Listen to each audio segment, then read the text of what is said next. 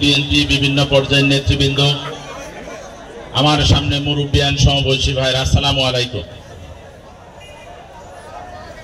আমি অত্যন্ত ব্যথিত এবং ভারাক্রান্ত হৃদয়ে বলছি, আমাদের এই ইউনিয়নের একজন বিএনপির নেতা তিনি আজকে খুন হয়েছেন।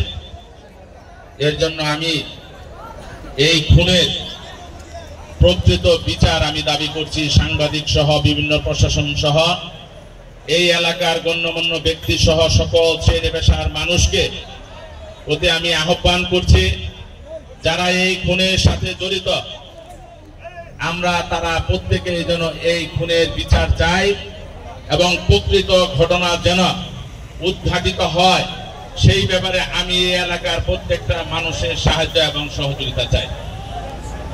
আমরা একটি ব্যাপারে সবাই যেন সতর্ক থাকি।